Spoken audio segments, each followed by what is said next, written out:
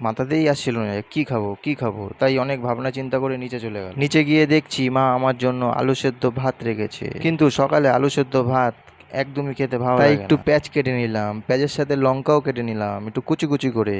পেঁয়াজ আর লঙ্কা দুটোই কাটা কমপ্লিট হয়ে গিয়েছে। কড়াইটা বসিয়ে একটু তেল দিয়ে গরম করে নিলাম, একটা ডিম দিয়ে লাল লাল করে ভুজিয়া বানিয়ে নিলাম একটু লবণ দিয়ে। ডিমটা ভালো মতো নাড়িয়ে পেঁয়াজ লঙ্কা ও সামান্য মশলা অ্যাড করলাম। এরপর সামান্য কুচো বাঁধাকপি দিয়ে দিলাম, তারপরে নাড়িয়ে চাড়িয়ে নিলাম ভালোভাবে। এরপর আলু সেদ্ধ ভাত, আলুকে বাদ দিয়ে ভালো মতো নাড়িয়ে নিলাম। অনেক খুঁজে ফ্রাইড রাইস মশলা পেলাম না, তাই বিরিয়ানি মশলাটাই দিয়ে দিলাম। বিরিয়ানি মশলা দেওয়াতে ফ্রাইড রাইস কেমন হবে জানি না। এরপর লাল লাল করে ভেজে রাখা ডিমগুলো আস্তেই করে দিলাম যাতে ওর গায়ে ব্যথা না লাগে। তারপর আবার একটু ভালোভাবে নাড়িয়ে চাড়িয়ে নিলাম যাতে সব জায়গা সব মশলাপাতি ঢুকে যায়। আমাদের ছোট কুকির কাণ্ড দেখো, টমেটোটা ভালো লাগছে না তাও খেয়েই যাচ্ছে। অবশেষে আগুন খুন্তির সাথে লড়াই করে ফ্রাইড রাইস কমপ্লিট করলাম। দারুণ হয়েছে। লাইক এবং সাবস্ক্রাইব দুটো একটাও করতে ভুলবেন না। আবার কালকের ব্লগে তোমাদের সাথে